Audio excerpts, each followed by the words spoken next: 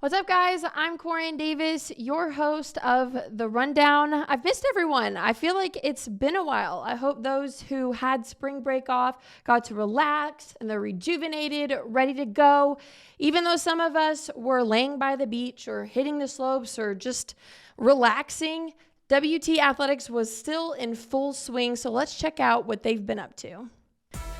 Buff Baseball took the field at home in a 4-game series against UTPB, and Adam Becker wasted no time putting points on the board. During Game 1, the Midland native knocked in an RBI single in the bottom of the first inning. Right behind him was Corey Schmidt with an RBI to put the Buffs ahead by 2. Becker continued his run, recording 2 RBIs late in the second and the fourth to put the Buffs up 4-0. Following suit on the mound was Nick Marshall, pitching a complete shutout on 4 hits, 3 walks, and 6 strikeouts during his 7-inning outing. The Buffs won 10-0. Here are the scores from games 2 and 3.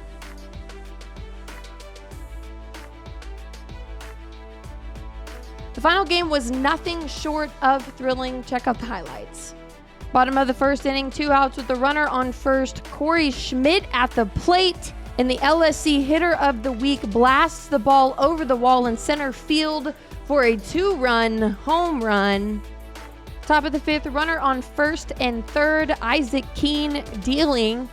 Cieselski singles it up the middle to bring in a run for the Falcons. But not to worry, Becker's back for more, and he towers it to left field for another 2-run home run to put the Buffs ahead at 6-5. Fast forward to the 6th, Dylan Fesperman at the plate. He sails it to right field for a 3-run home run to give the Buffs a 9-5 lead. And they continue on their high, defeating the Falcons 15-7. They now sit third in the conference behind Angelo and St. Edwards. Moving on to softball, the Lady Buffs took on Oklahoma Christian in a 3-game conference showdown. Early in Game 1, OCU dropped in 2 back-to-back singles to put a runner on first and third. 2 more singles gave the Eagles a 4-0 lead, leaving the first inning. At the bottom of the second, our very own Julie Guzman walked her first AB to get on base, followed by an RBI triple from Brittany Lufus to score Guzman. Sliding into the 6th inning, Diana Murtha dropped a ball over left field for a home run, but the Lady Buffs weren't able to keep their momentum going, and they fell to the Eagles 6-2. Not to worry though, this loss did not shut them down. Here is the score from Game 2. Now let's look at the highlights from the series closer. Top of the first, our very own Kyra Lair on the mound, bases loaded, 2 outs. OCU's Robinson drives it into right center field, and Ruby Salzman's unable to grab it. The Eagles lead here 3-0. Top of the third, runners on first and second, Lair dealing.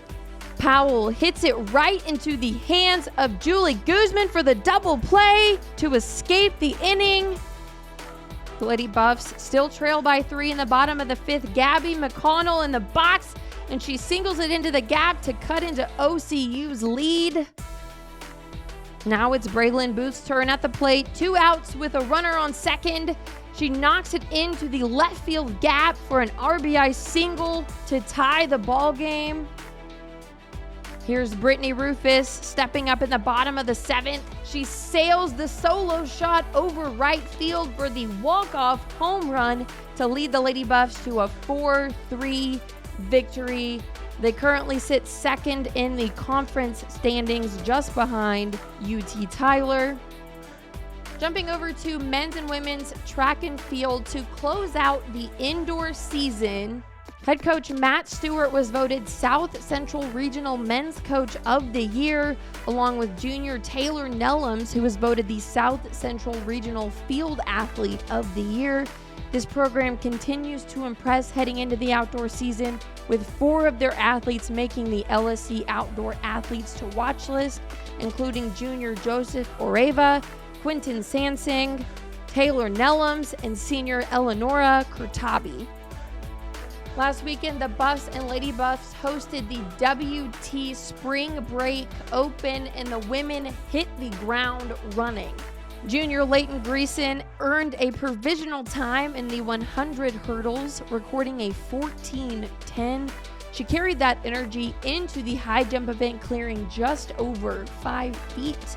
Junior Daniela Pesic also saw some success in the long jump, jumping for 19.8 feet.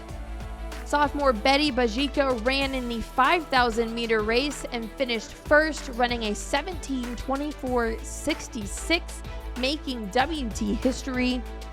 Right behind her was freshman Lexi Mall, registering a 17:35.81 to finish second in that race.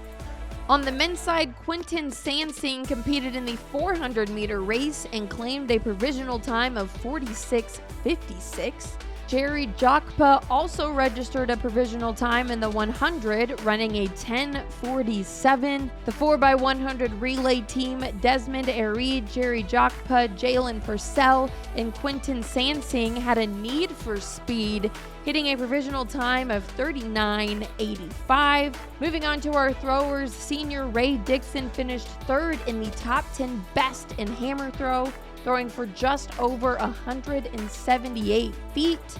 And shout out to our player of the week, sophomore Luke Holcomb. He kept the fire going after his NCAA Division II Indoor National Championship appearance, throwing for almost 57 feet in the shot put this weekend, earning a top 3 spot in WT record books, and he's the first outdoor athlete to break into the top 10 since 2016.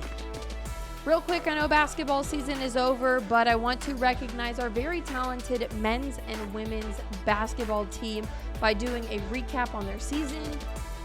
The Lady Buffs finished 21-11 overall, 14-8 in conference, had a 12-1 record at home, and a 5-9 record away. They ended their run in the regional quarterfinals against Angelo, dropping 70-65.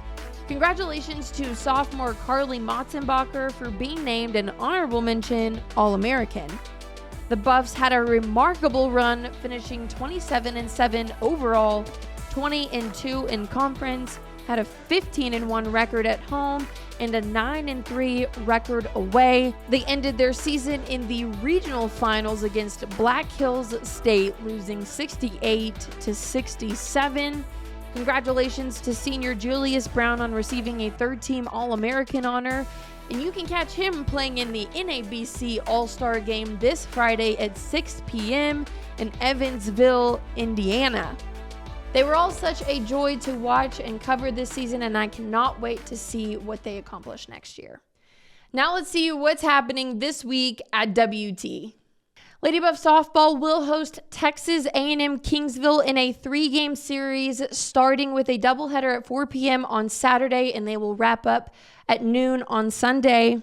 WT Baseball will hit the road this weekend for a 4-game series at Irwin Field against UT Tyler, starting on Friday at 7 p.m., doubleheader on Saturday at 3 p.m., and wrap up on Sunday at 1 p.m. Both the men's and women's track team will be down in Lubbock this weekend at the Masked Rider Open. The meet will be held on Friday and Saturday.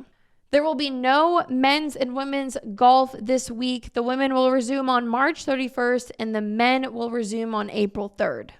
Lastly, the WT volleyball team will be back in action on Saturday, hosting the WT Spring Tournament. They'll kick off the weekend at 9 a.m. against the Lady Buff alumni.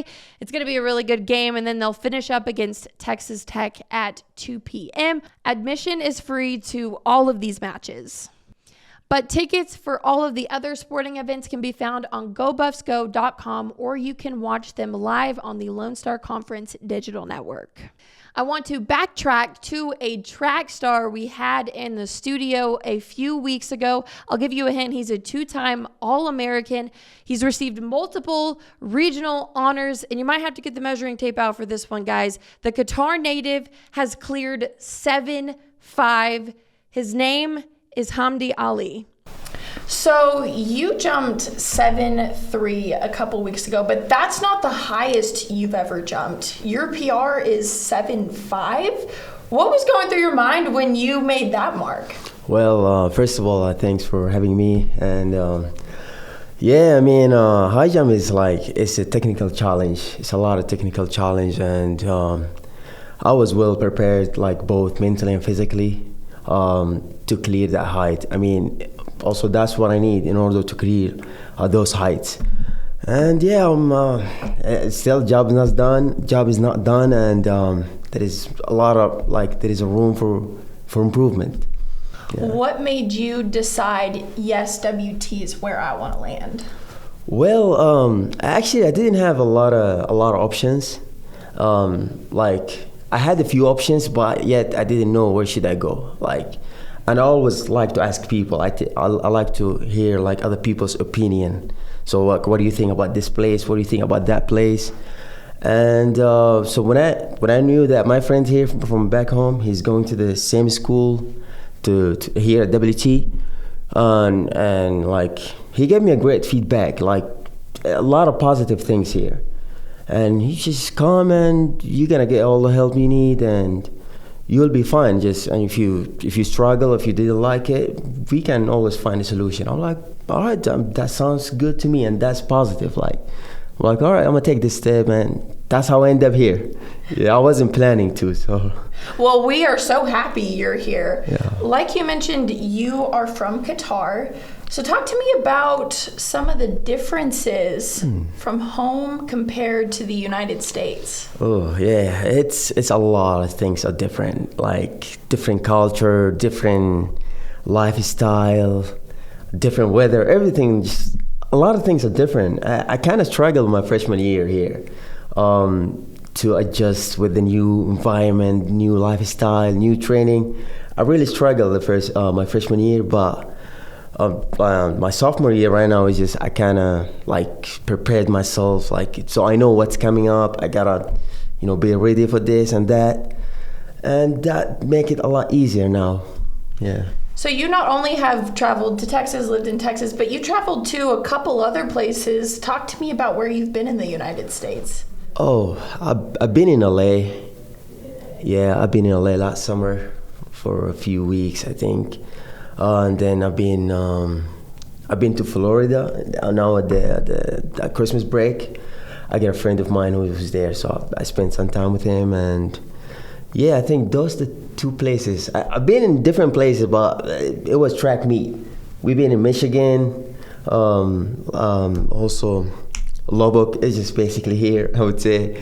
Also, we've been at Pitt, Kansas State. Yeah, I've been in a couple of places, and I love it. It's different. Each different places has their own lifestyle. It's just different it's not the same, if you know what I mean. Yeah. Okay, take me through the life of Hamdi. No practice, no class. It's just a free day to you. What is your favorite thing to do here, or what do you do during your off day? Okay, that's a good question. So it's different. It depends actually, but one thing I have in common, whether I'm here or back home, that when I have a day off, I don't get out of bed until noon or afternoon. So I just take as much sleep as possible that day. After that, give me some brunch. So when I'm here, just I take care of my laundry, get some groceries, and set up my plan and short-term goals for the week. And so when I'm home, it's just I don't have a particular plan to do. I don't have plans it's just something comes up. Oh, like my friends call or family gathering or hang out with my friends. I don't have something in particular, but I'm always up to something for sure when in my days off. Nice. So you mentioned brunch. Where somewhere in the United States do you like to go eat brunch? Brunch, actually, I prefer a home cooked meal. I cook my food myself. So I always avoid eating a lot outside. especially brunch. So I just make me good eggs, some eggs, scrambled eggs, and give me some oat milk, and yeah, give me some coffee. It's just something basic, I would say. Home cooked meals are the best meals. You have it right there. I agree, yeah. Well, Hamdi, thank you so much for joining us today. I appreciate you hanging out. It's been awesome. Oh, thank you. Thank you for having me, and looking forward to see you again. That interview was so much fun. I told Hamdi he needed to take us out to the track and teach us all about how he jumps so high, because that kid can fly. Before we head out, if you haven't already, please go follow us on our Twitter and Instagram at WT The Rundown, and like, subscribe, and hit the bell. That's all for this week's episode. I'll see you next time. I'm Corinne Davis, and you're watching The Rundown.